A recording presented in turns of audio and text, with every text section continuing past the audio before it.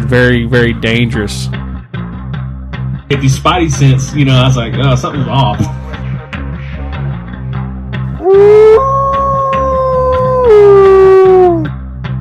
And I'm just like, man, I'm waiting to hear something, Keep that crowd warmed up. Is Mr. Yahola Tiger.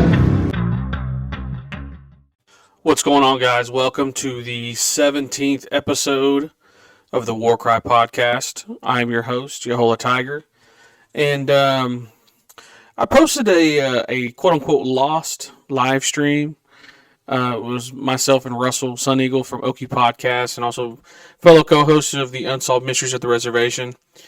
And, we kind of chopped it up. That's the latest kind of the little bit of content I'm giving you guys and, kind of throwing it out there because we didn't have an episode last week. And so we're going to, obviously we're here this time.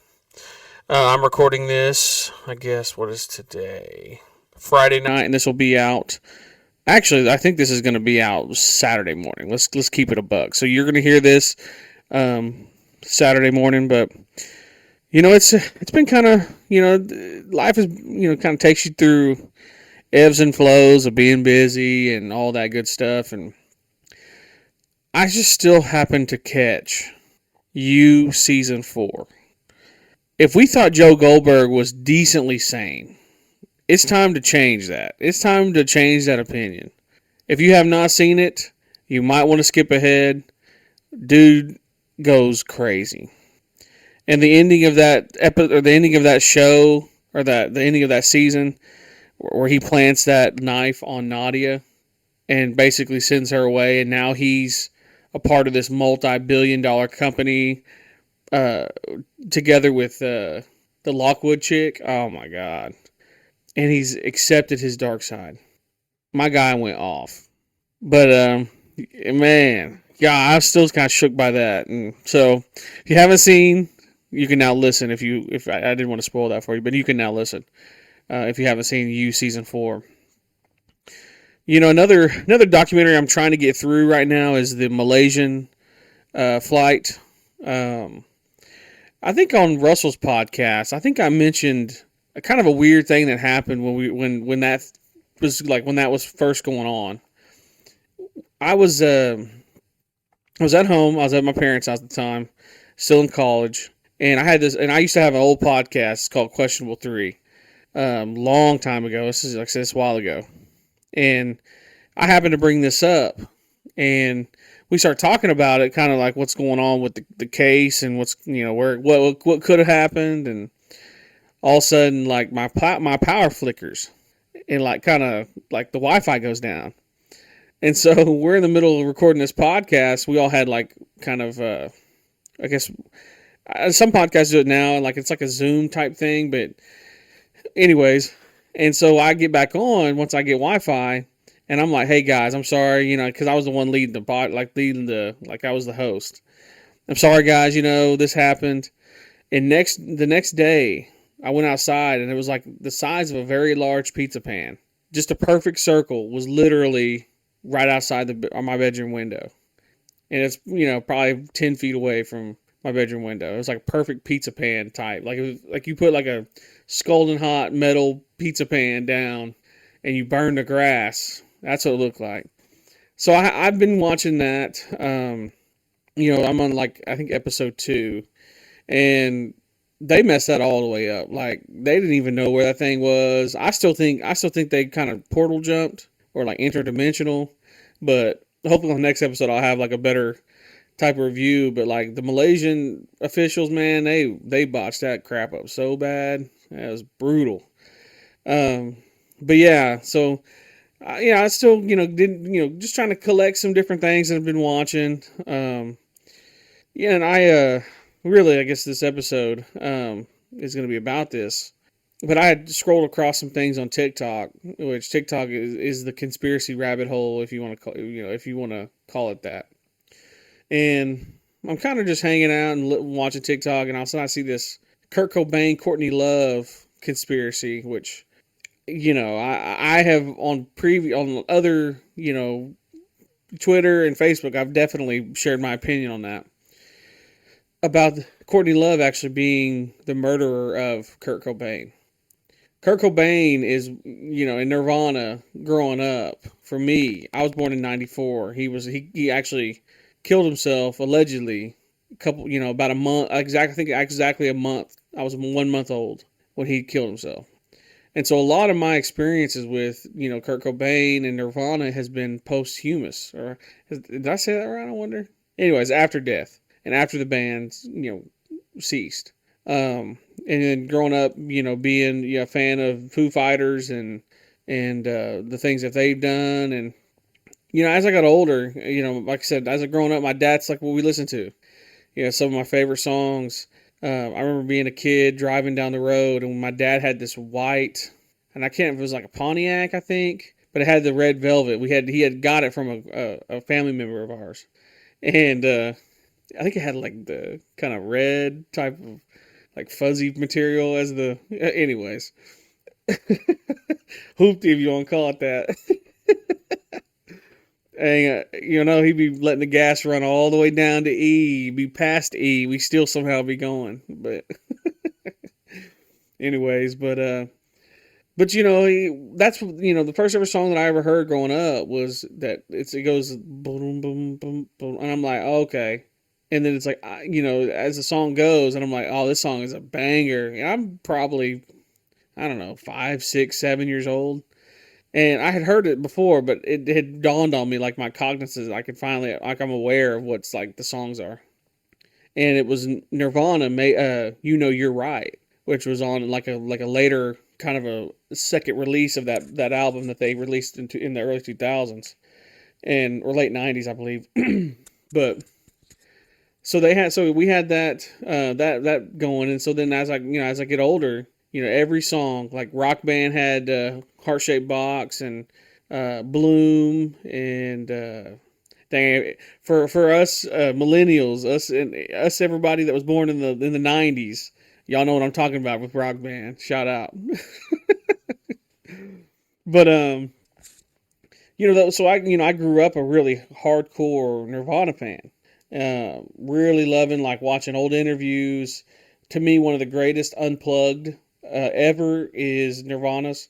You know, I would say Alice in Chains is probably two, but man, they the editing on that, and Lane was just so high on drugs and whatnot, so it's like hard to give it up to him. But Nirvana is number one, and it comes full circle for me. Is I'm sitting here kind of doing research on and watching old clips and YouTube videos of the unplugged, and I'm sitting there. My daughter's sitting there watching like I did when my dad watched. He had a whole. I think he had the DVD of the unplugged video, like the DVD or I can't remember what it was, but we had it, and I remember sitting there watching as a little guy, watching, kind of just looking at my dad and looking, watching, Nirvana on the unplugged, and so I looked over and my daughter's just watching it. I think it was About a Girl was playing, and I just was like, man, that's crazy. It just comes full circle in life where the things that I loved growing up and that hopefully maybe she loves in her life, and so it was just a cool moment. But getting back to kind of what we're going to talk about today. So today we're going to talk about Kurt Cobain and his alleged suicide. This may be a longer episode. We may see that I'm going to break down some timelines for you true crime people. I know you guys like timelines, and so I'll break it down into the timeline. And so, as we know, in early April, I think it was April 8th or April 7th, Kurt Cobain, self-inflicted gunshot wound above his garage and I guess his greenhouse room. They found the shell casings. There was a wallet there. The door was locked. And we know kind of how that affected music, worldwide. It's crazy. People, people still remember. I think I even asked my dad, "Do you remember when Kurt Cobain the news announced?" I think he's even said that, and I've had other people tell me that as well when people are still around. And the crazy thing about this whole case is that it could have been stopped. It could have been. The history could have changed forever. and that's what's crazy. And he's also a part of that 27 Club, which eventually I'm gonna do a whole episode over the 27 Club. If you have never heard of the 27 Club, wait till I come up with an upcoming episode. It'll probably be 5 or 6 episodes down the road. I want to give this one some space, especially since I'm talking about someone in the 27 Club. But it's a notorious rock star. Some of the biggest, most iconic people. They all belong to this 27 Club, and so so that day goes on, and it kind of changes music history, because then after that you kind of get into the more grunge turns more to alt rock. So Korn, Disturbed, Limp Bizkit rolls in, has, kind of the same kind of stuff, but more kind of angry, angsty. That stuff kind of comes in. It just changed history, changed it forever. And it basically grunge, for what I've seen and just watched, because I obviously wasn't alive, but was that grunge took over for metal, and then thrash rock, and then alternative rock, kind of new metal, took over for grunge, and it kind of took it off. Slipknot's another one of those kind of bands. Seether, Saliva, some of those types of bands. But this is March 30th, which is crazy. We're in March right now. So March 30th, Kurt Cobain flew to LA to get into this rehab program. And it might have been March 30th, might have been 31st. Anyways, in late March, early April, he goes into this rehab center, and he's looking to get help for his addictions. Those are all very, very high public, and according to different documentaries and articles, he actually had the babysitter come in. During this time, him and Courtney were not doing so well. She actually called the rehab center that he was at. She called it 12 times, and Kurt basically told the facility he did not want to talk to her. So then April 2nd, he leaves, and he escapes. Be in mind, during the time his stay, it was like a 1-day stay. Like, it wasn't anything crazy. Like, he was there for like 1 or 2 days. He is visited by Frances Bean, his daughter, and the nanny. And he hangs out with his daughter basically the entire day. And the next morning he escapes the rehab facility and buys a ticket to Seattle, where he's from. The next day after that, once he books the flight, he gets a hotel room, and under an alias, and then he leaves and goes back to the house and meets up with his buddy who's been his friend forever. I think his name is Cal or Callie. And then Callie says that he saw Kurt leave at 7:20 the next morning, which would be the April 3rd, and never seen him again until they found his body days later. So that's the official story. That's the official timeline of how everything played out when it came to Kurt Cobain's death. So I was watching a documentary. I watched the Kurt and Courtney and all that stuff. So I started watching Soaked in Bleach, and this documentary came out in 2015, and I watched it when it first came out, and it got a lot of press. Seattle PD had to reopen the case because of this documentary. I remember this documentary was on HBO, but then it was also on I think it was on not Showtime, but it was on HBO, and then it was on something else. I think a streaming service, one of the very few. I think it might have been Netflix. I can't remember. Back in 2015, and this documentary is actual audio of Courtney Love and all her associates, and some of Kurt's best friends are on this, including the best friend Rosemary that Kurt really confided in. So the documentary, like I said, 2015, starts April 3rd. So I gave you guys the official timeline of when Kurt, quote unquote, went missing. So at that time, April 3rd, Tom Grant gets a call. And I believe he said it was like the Friday before Easter or something crazy. It was like some type of, thing where like people like he was just happened to be in the office. It might have been Easter. And like I said, my math is probably off on this. But anyways, he gets a call April 3rd. And he answers it, and it said, you may know who this is, but my name is Courtney Love. And, my husband, Kurt Cobain, is missing. And, Tom Grant goes into, he starts asking the basic questions. Well, when the last time you seen him, this, and this. And Courtney says, well, his credit card or his debit card, whatever, their banking information said that he booked a flight from LA to Seattle and that he was in rehab.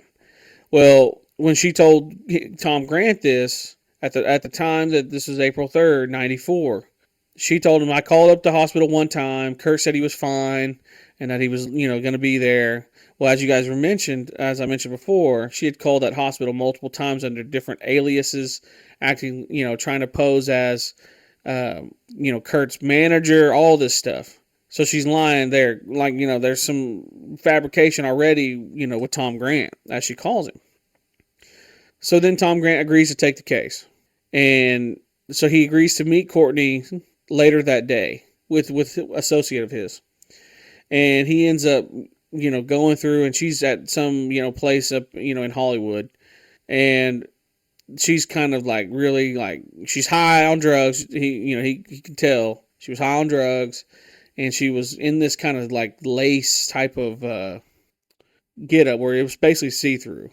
And he said basically she was wearing nothing and she was talking to him and basically just kind of going through, everything and, essentially saying he's suicidal. He just bought a shotgun. I think he may kill himself, basically telling everything, everything to Tom Grant. Well, then she's like, hey, I need to leave because my drug dealer's here. Well, come to find out, the facility she's at the hotel was a halfway house. And she was in there with all her drug dealers, all her drug friends. Everybody was in there. And she was in there wilding out. So it wasn't really a really sound halfway house.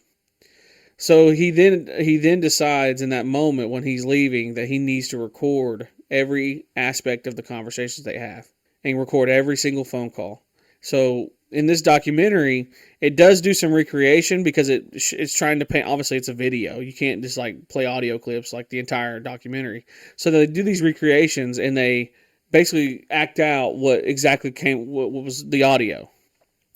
So he takes the case and he's really trying to find out.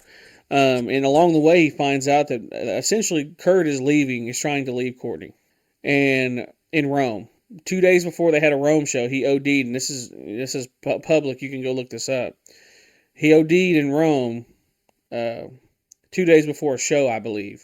And, Courtney went out into the press and said, hey, he's, telling Tom Grant that basically he's OD'd. He OD'd there because of, this, and this. He had stomach issues, and he was trying to do drugs because of the stomach issues. And Tom Grant's like, okay, obviously he's just taking all this information and all this is being recorded.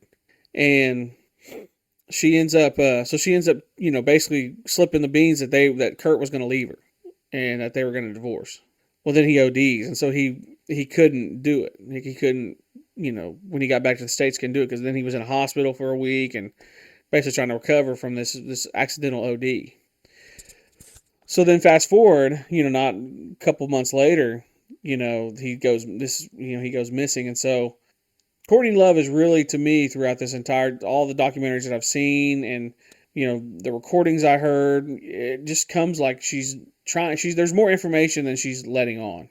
And so when they're trying to look for Kurt, I think it was like 2 days, 3 days, maybe even 4 days before they, found his body, his self-inflicted gunshot wound, she's telling, hey, go check here.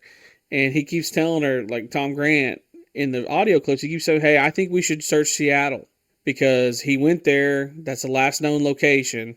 We need to check Seattle. And she's like, no, I have people at the house.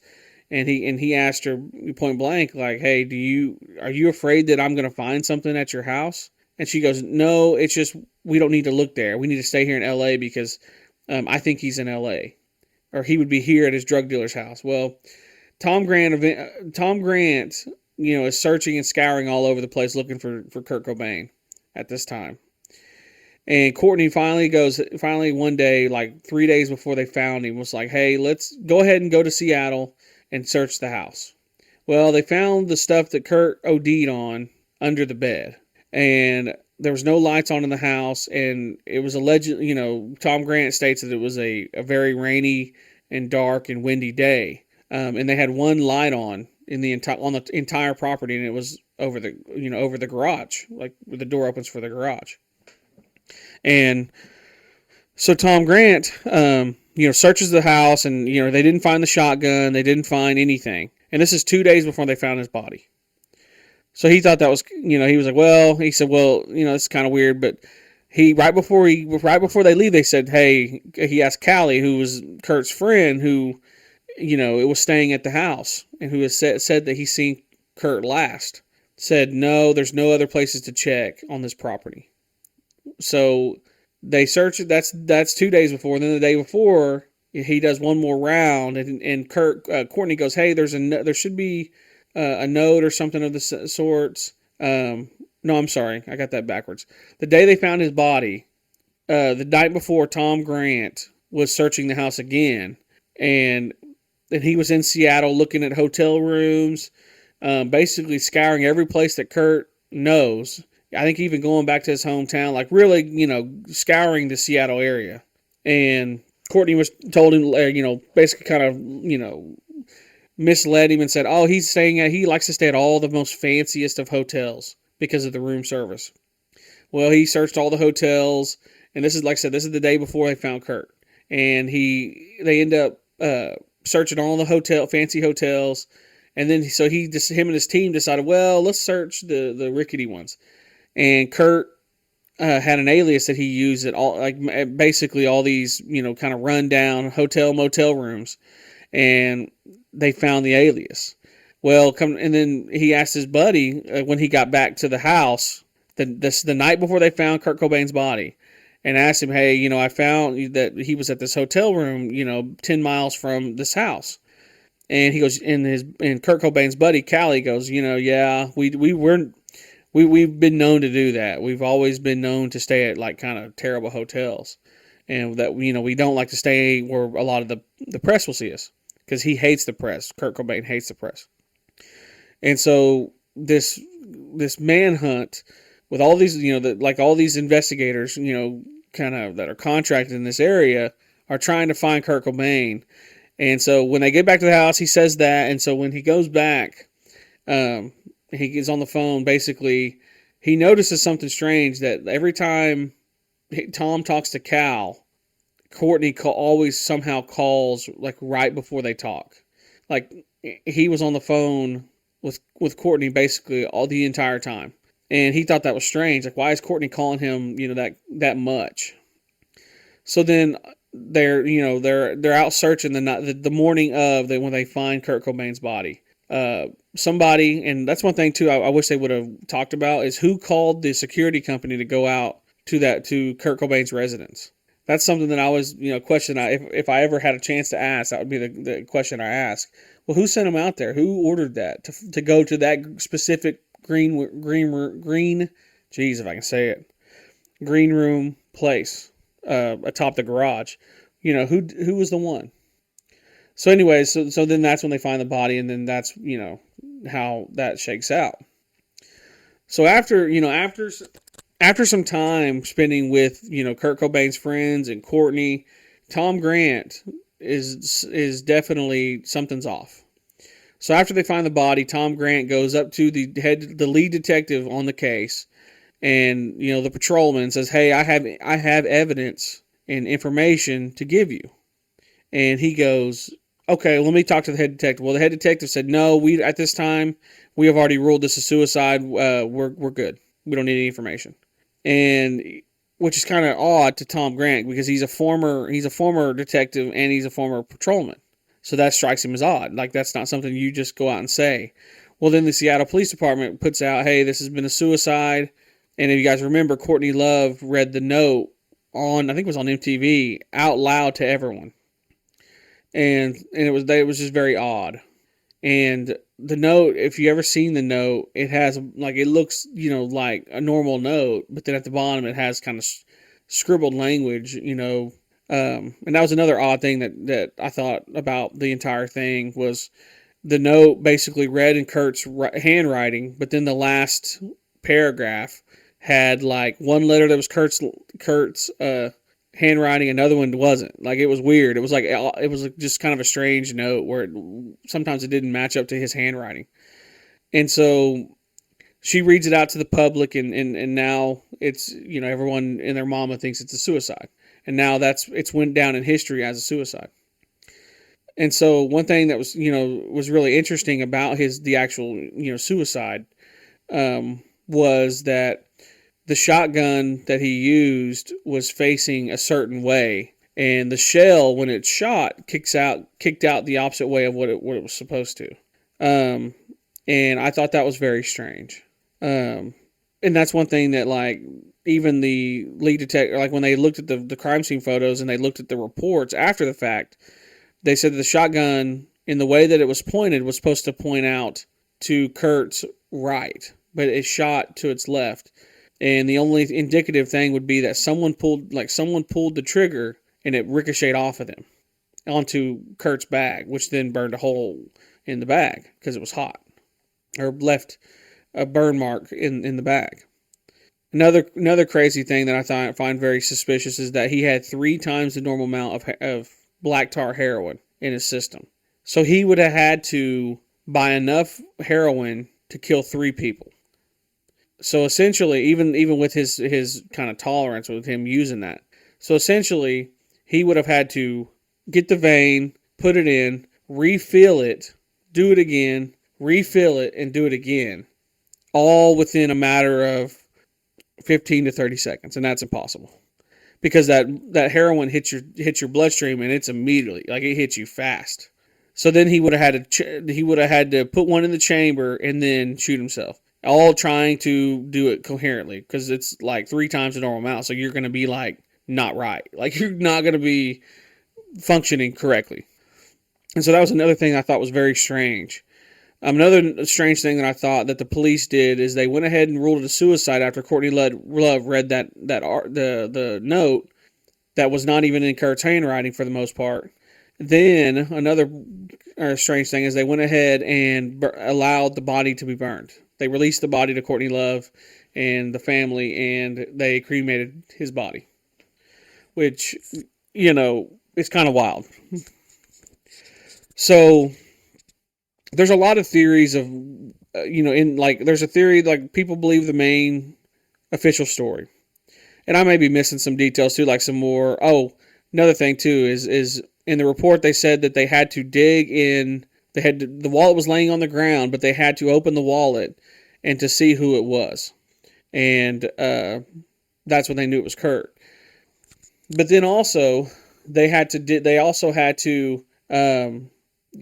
put in their report that his face was mangled, or that his face was unintelligible. But then the paramedic on the scene said that they knew exactly who that was because it wasn't that way.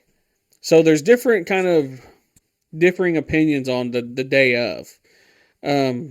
Another strange thing is that Tom Grant was there the night before. And one thing that they never established is what time did he die? Like, was he killed 3 days before, or not killed, but was he, did he commit the act 3 days before and then it's been there for 3 days or 2 days or whatever? So they never really quite established that. And we don't know. We will never know, if he was there for 3 days or if Tom Grant was there 2 days in a row while Kurt sat up there dead. That's crazy to think that. That he was, he went missing on the 2nd and they didn't find him until I believe the 8th.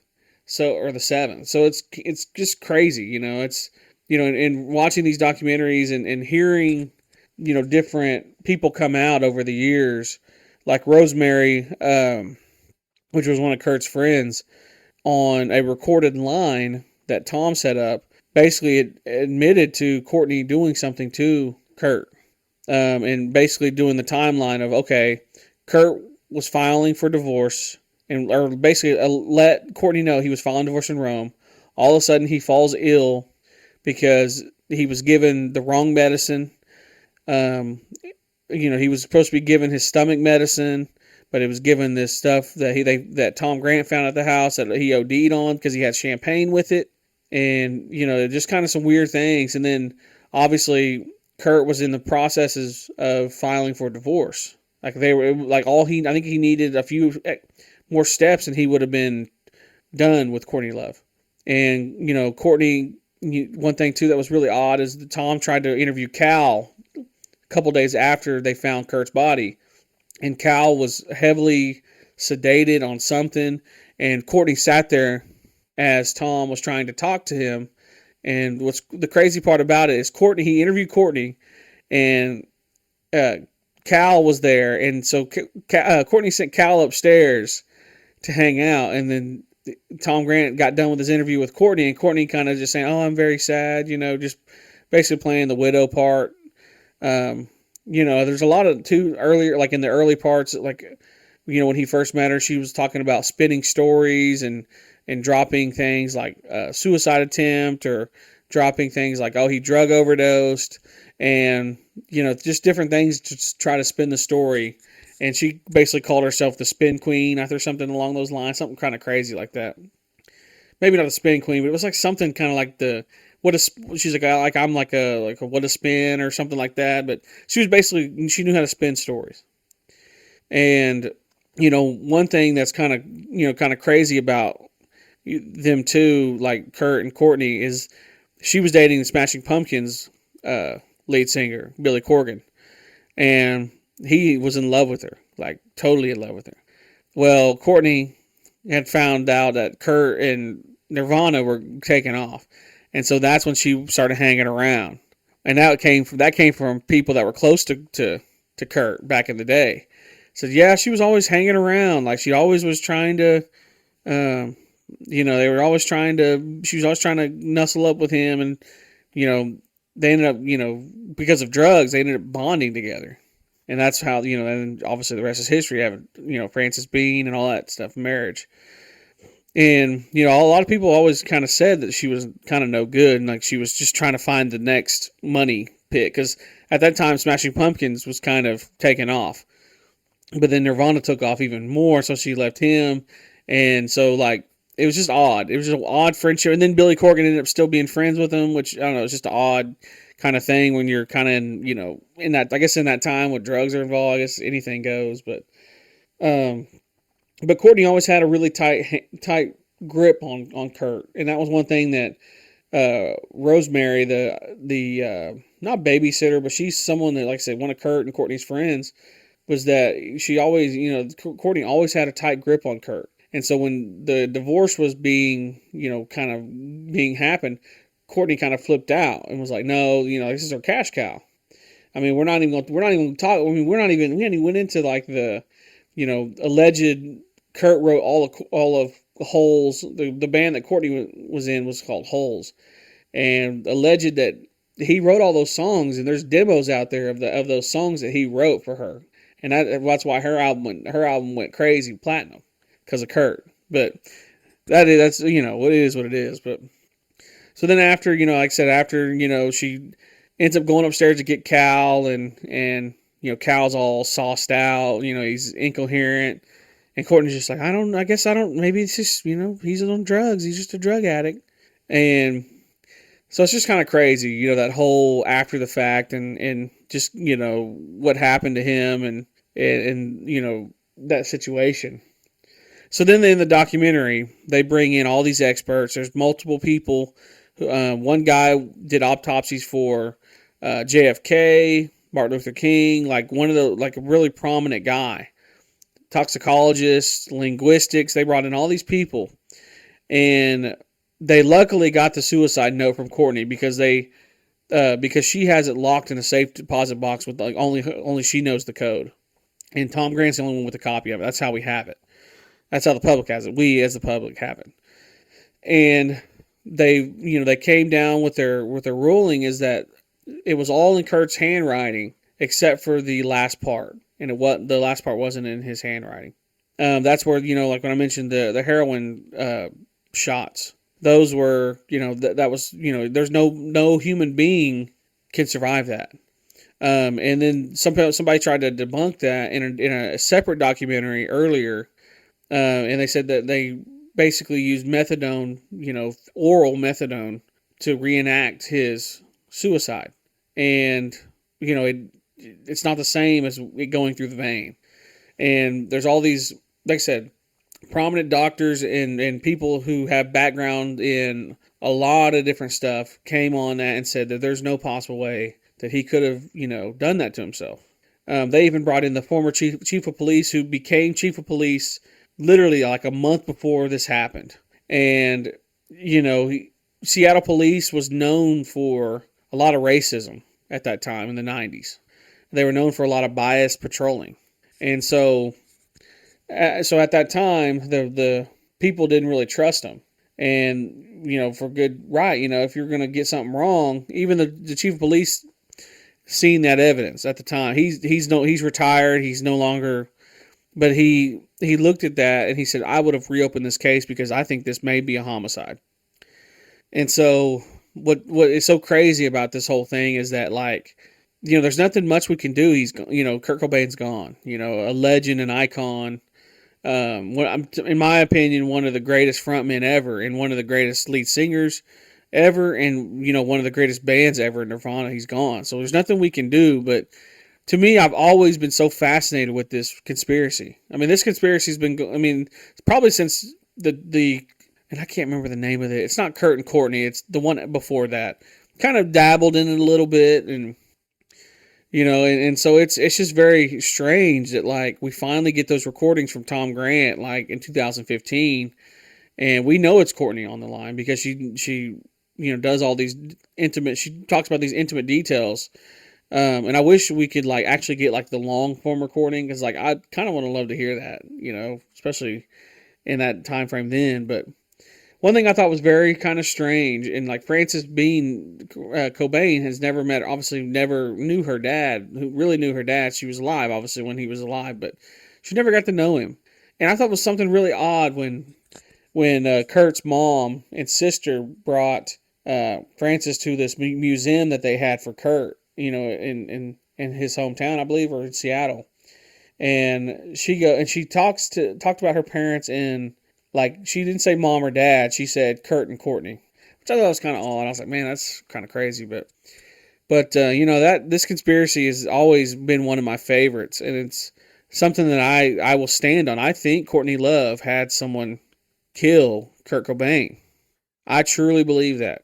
I mean, some people may think I'm crazy for that, but that's a hill I will stand on. I believe Courtney Love did something to Kurt Cobain, and we'll never know the truth.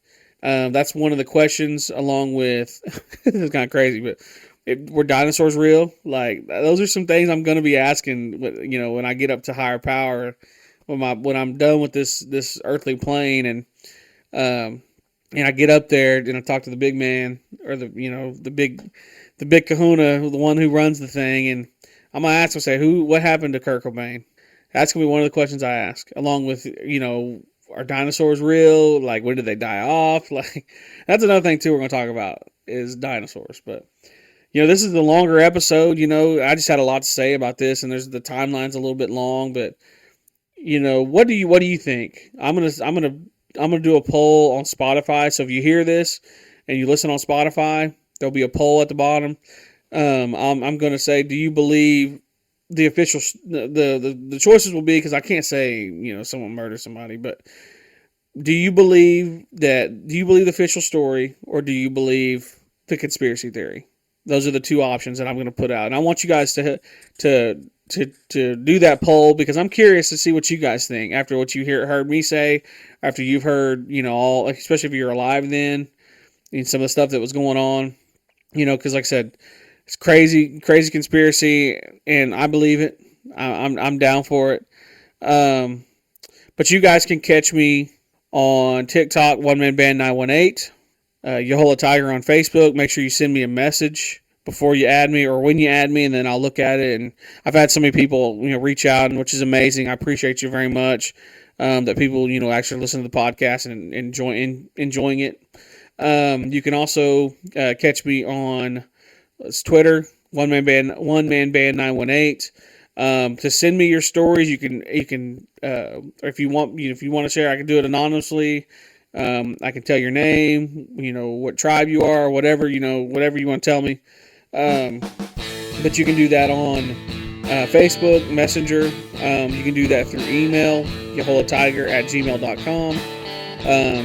And you can also do it through the voice message. I'll add that. There's a link that I'll put on there for a voice message. So if you want to send it in your own voice, you can do that too.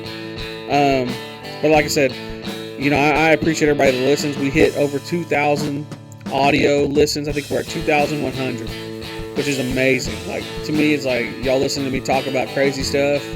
I'd be thinking y'all kind of crazy too. Nah, but I appreciate you guys, and I'll catch you on the next one.